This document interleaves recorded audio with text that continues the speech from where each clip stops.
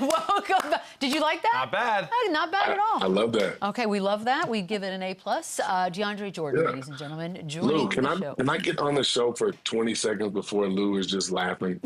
No, he's our giggle man. Okay, all right. I just want to make say a word, bro. I let it go, man. I didn't even say nothing. I wish DeAndre was here the day where he was wearing the crotch hat before he moved the photo down. DeAndre, you missed a really good moment for Lou because he had his photo just placed absolutely incorrectly. That picture in the background. You know what? Was I did see that. Just The tea bag. Don't let them separate us, Yeah. DJ. Don't let them do us like that, bro. It's too late. It's Lou, too you late. have enough friends that should have told you before you came on television with that on there. But that's all right. That is all right. We fixed it. Russ, okay, let's talk last night. Russ, 12 of his 25 coming in the fourth quarter. Huge fan. We got big Russ Westbrook fans here. How much of a spark has he been for you guys all season? He's been huge, man. He's come in and, I mean, you could say revitalize his career, but I mean, Russ has always been energetic and he brings a lot of passion and leadership to different teams and different roles that he's played. But on this team, we've asked him to come in and start sometimes. We've asked him to come in to be the sixth man. We've asked him to come in and guard the best player, to initiate an offense. And, you know, obviously him and Nikola play extremely well together. And at times he leads our second unit. So it's been great to see him come in and just be himself. And last night with Jamal getting into foul trouble, Russ came in and played great on both sides of the ball. And then he ended up making shots late and ultimately won us the game. So it was great. The start of this season was so weird, and I think all of us talking heads were like, something's wrong with the Denver Nuggets, and you guys went 11-10, 29-12 since. So what changed? I think it was just us finding our rhythm. Obviously 2 years ago, you lose Bruce Brown and Jeff Green and Ish Smith and guys like that. And then the following year, you lose KCP. And so, you know, having younger guys come in and fill those roles, you know, it wasn't going to just happen quickly like that. But, you know, guys like Christian Brown and Peyton Watson and Julian Strawther, those guys have came in and stepped up. Even Jalen Pickett has came in and played great minutes for us when guys have been out. So I think that we have to give those young guys a chance to kind of develop and blossom into those roles that we've seen veteran players excel at, and not, you know, put too much pressure on them to be those guys right away. Because when you're playing with Nikola and Jamal and AG and Mike, it's going to be easy to, you know, just kind of come in and get in where you fit in. But you still have to have those games and experience and enough time together for the game to slow down and for us to play better. DJ, there was a loss in the end of February there against the Lakers where you guys were hot, you guys were winning a lot of games, and Jokic made a comment saying that maybe you guys had tricked yourself into thinking, you know, that you were playing good during that 9-game streak but you were playing against teams that weren't high in the standings. Is that something that you take, you know, with a grain of salt and that you're handling business against the bad teams, or is this something that you know that means something and you need to beat the good teams? Like how do you take those comments? Yeah, I think you can take it both ways. Obviously, you want to win the games that you're supposed to win and not go back and during the playoffs and like, oh man, we're a 5 seed. If we would have beat these teams that we're supposed to be, we would have had home court. So you never want to have that feeling. But I do think that you kind of got to, it's hard to win in this league, as you guys know, regardless of who you're playing against. Because everybody's talented. Everybody gets millions of dollars to play basketball because they're good. Their team may just not be good, but they can come in and beat you at any given night. So I think we had to figure out ways to beat better teams. And, you know, when you lose to the Lakers, it's like your season is over, you know. It's like, but, you know, obviously, you know, they came in with a lot of energy with Luka and new guys. And I think that it was a fun game. We'll see them 2 more times and we'll see. But we're playing a lot better. DJ, you guys are currently sitting in the 3rd spot right now. If the season ended today, your matchup would be the Golden State Warriors. Do you guys care about seeding? Is that something that you discuss internally? You know, we had Boogie on, and he said if I was teams, I'm ducking Golden State right now with the way they're playing. Is that something you guys care about, or it's just business as usual for y'all? I think it's business as usual. Obviously, you think about, okay, this first round, this second round, you think about that. But obviously, I like for our team to have home court just because it's it plays a big advantageous factor when you come to Denver, obviously. But I mean, Golden State is Advantageous playing well. factor. I like that one. Go ahead. Go ahead. My fault. I like that. I like that. I I like only went to that. school for a year, but I'm very educated, Lou, as you know. You know, South Gwinnett education, baby. No, it's big because I think they're playing well, but at the end of the day, you got to go through tough teams regardless. So if we play Golden State in the first round or they beat whoever we play them in the second round, it doesn't matter. You're still going to have to go through tough teams. You can't really duck anybody. DJ, let me ask you right now, obviously, SGA, he's the favorite to win the MVP. They're 11 games up on you guys and the Lakers right now. But Jokic is doing some crazy, crazy stuff this year, too. He's obviously the runner-up right now. Make the case right now for him. And does he even pay attention to any of that stuff? Like, do you guys bring it up? Like, what's it like with him? But make the case for him why he should be MVP. I mean, he's averaging 29, 13, and 11 for the fourth straight year. So, I mean, it's just Shea has done some amazing things. I give Shea a ton of credit. Their team is playing well. Nikola is so valuable to our team, especially what he's doing at his size and the way he passes the basketball and he gets everybody involved. It's great. And, he may not have the best defensive stats as far as steals and blocks and things like that, but he changes the game so much defensively as well because he has quick hands. He's super smart. He knows different angles and plays and things like that. But, he will always be our MVP, obviously. One, because he is, and then two, because I don't want to get traded. So I'm always gonna vouch for Yoke, man. You're kind of our inside man on all things Jokic because we got the Tyson Fury from you, we got the 50 Cent from you. Has he done anything recently that would bring smiles to the faces of children everywhere? Ooh, man, I need to have a good Yoke story every time I come on here. But you know what? Honestly, it hasn't. He's been pretty Nikola. He's been pretty boring this past month. So next time I will have something ready for y'all. But when we go out and warm up, Mini Men is the first song that's being played in Ball Arena. So it's pretty funny to see his reaction to it. Yeah. And you know what else, Dre? The NBA has been talking about putting a one-on-one tournament in. And I know you like to line it up every once in a while after practice. Is there anybody on y'all team that could beat Joker one-on-one? Man. I mean, if he gets the ball first, it's probably a wrap. But if he got to play defense on, like, Jamal or maybe even Russ, I don't know. Big fella may be out of there pretty quick. But if he gets the ball first, it's going to be tough. I like that. Well, you got to put in a dribble minimum. You got to be able to, but Yeah. I think 3 dribble max is 5 seconds, 6 second shot clock. Yeah. Let me ask you about the dunk contest, too, GJ. Your teammate Aaron Gordon, he was on here a few weeks ago, and he said that he thought his 4 dunks from 16, which I kind of agree with him, were better than Vince Carter's dunks from 2000. That dunk contest with him and Zach. Bro, you know how good that dunk contest was, DJ? Because I forgot who won. I don't know if it was Zach or Aaron. I totally forgot who won the dunk contest because they were both so good. Are you buying that or are you still sticking with VC? What VC did, what year was that? That was 2000? 2000. We had never seen anything like that before in our lifetime. So I still got to go with what VC was doing. But I mean, AG and Zach did some crazy stuff, but it just was, 15 years later. So arm and rep, nobody knew how to react because we had never seen that before.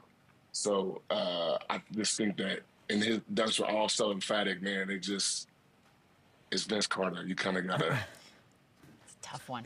I love AG, but I'm going with the Vince Carter. That was the same thing. That's the same thing I was gonna say, Chandler. AG did a lot of great things, even innovative for 2016. But the first time that was the first time we seen any of those dunks that Vince Carter did. That was the first time ever, bro. DJ, what if they threw a 35 and older dunk contest in the All-Star Weekend? Are you rolling? I probably got like 2 dunks for y'all, and then I need Normatec and ice and a massage. We gotta find something to spice this weekend up. I like the one-on-one. We need to do something, bro. Hey, you know what? You and Lou come back. Yeah. Dunk contest. Oof. You three-point challenge. That'd be ugly. Challenge. That's I'd watch out. this. Dre, I want to ask you about another one of your teammates, Jamal Murray. Since mid-January, he's been averaging, upwards of 25 points a game. That's up from 19. What do you feel like turned around for Jamal and how he got it going? I think just the course of the season, him being able to, find his spots, for us to gel better, him to get in better game shape, and just kind of be more aggressive. Obviously, as players, some of us act like we don't hear the outside noise, and but I feel like some players use that to their advantage for motivation. I think he's one of those guys. We all know what Jamal can do once the postseason gets here.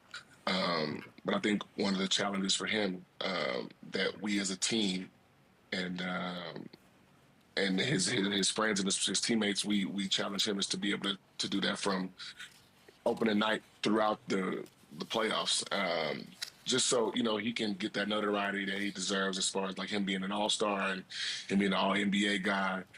It's just a consistency thing, and he does it. And when he does it like this, it's kind of like, I want you to do this all the time because I'm selfish. I'm greedy. I want you to do this because I know the type of player you are, and that's what he's done the past few months. And that was going to be my next question. Is there a focal point on his game, like going into the playoffs? Because he's aware that he has a reputation to taking it up another level in the playoffs. Is that a focal point for him? I think so. I think him just getting that process started earlier than usual is going to be big for his confidence and for our team's success. Jamal is a hell of a player. We all know that. We all know what he does, and I think that him starting this now is going to take our team and his playoff run to a different and special level this time around. I'm curious what you think about the LeBron comments the other day about the negativity problem that the league is currently facing, and he was specific in that it was coming from a lot of the folks that cover the league on a daily basis. Do you agree with that? Do you hear that the same way? Well, I only watch running back, so I don't really listen to a lot of Good negative, answer.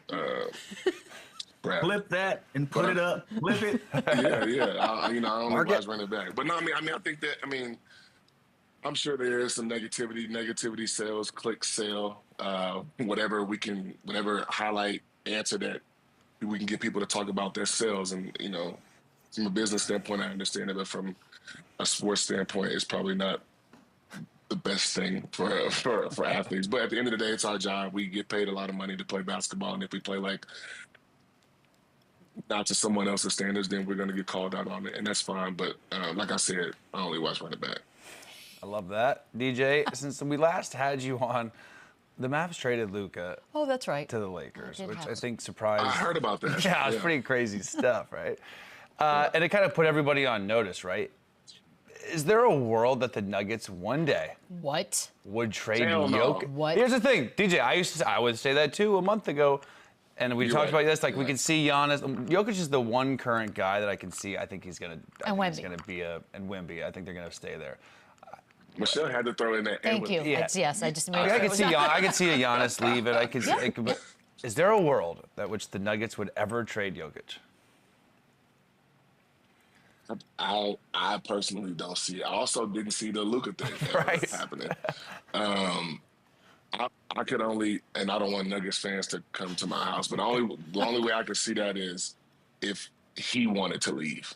Right. And then even if he wanted to leave, I'm not trading him. Don't let him. So, you're not leaving. You're gonna stay here. Sorry. I don't see it, and hopefully that's not gonna happen in the foreseeable future as long as I'm playing. So. God, I can't imagine. Hey, Drake. Kevin Durant was almost traded this mid-season, and his reasoning for not wanting to be traded, he said he didn't want to move. That's fair. He said he didn't want to move. Did you ask him about that? Have y'all discussed that, or is just picture him packing up his own boxes and moving I gotta look for another place somewhere else. On the phone with the movers, hey, make sure you guys pack this up fragile. Right. No, I don't. A lot of stress. as much as we think we're not doing any of that stuff, that's just we play Phoenix tomorrow, so I will bring that up. So when you have a matchup like that with one of the homies, man, do you go at KD, nudge him a little? Do you foul him a little harder, or you ease up when it's one of your guys? It depends on the game.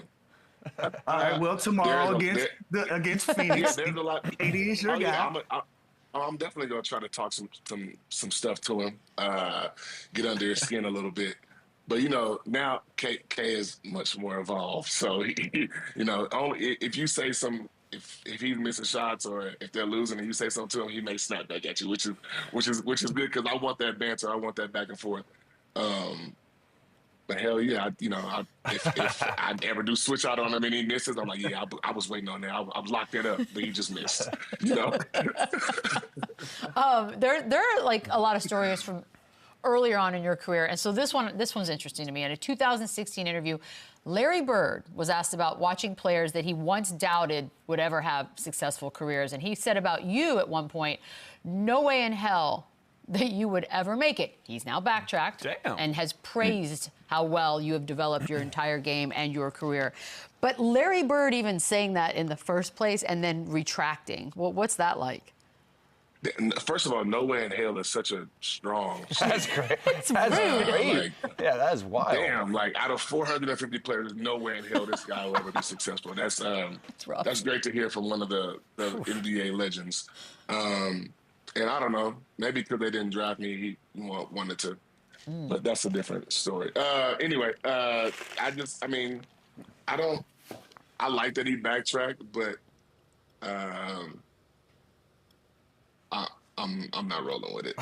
It's just Like, what did he see? What do you think he saw? Like, what? It's weird. I don't know. Maybe people see somebody play in college or in a workout and do like, oh well, I know all about this person, and that's kind of it. But I was excited that I went 35th in the draft because it gave me some time to develop. I didn't have a lot of pressure on me to excel right away, and then I got to develop at my own pace, and then I think I turned out okay. So. I think so. Yeah, I think you're doing all right. Hell of a career. Thanks, Larry. Thanks, Larry, for that extra. Hold that, Larry. Yeah, forget Larry. I got one more question. I appreciate the extra motivation. Seriously. Yeah, we got you, bro. You not recently, but you once commented that your welcome to the NBA moment was the Chris Bosh elbow pump fake. Is there any young players now that have reminded you of that or have given you one of those moments you like, this is coming full circle now? Well, anytime somebody calls me OG or big homie, I hate that because then it makes me feel, because that's what I used to call Marcus Camby, who was my vet. And I'm like, wow, I'm that guy now. Wow. But it's funny because I won't say their name, but there's a couple of young guys that we work out with in the summertime. And throughout the course of the season, we obviously play against each other. And our trainer hit me up and was like, hey, so-and-so called me after y'all played last night. And was like, man, DJ is too strong, And I'm just like, he's like, I can't wait till I'm old enough to get that strength like that. I'm just kind of like, that is a funny thing because that was that. I can't say that. Why can't you say that? But I am a huge fan of his game, and I think he's going to be a great player for a long time. Okay, we're going to spend the rest of the season trying to guess who it was. If we guess it, though, you have to tell us, yeah? Yeah. That's fair. Deal. Okay, fair. Yeah. That's fair. All right, next time you're on, we will have some 3 guesses. DeAndre, thank you so much for the time, as always. We'll talk soon. DJ. Thank you, guys. Thanks, Larry. What? Ooh! Hollywood! Run it over, run it back, yeah, run it over, run it back, run it over.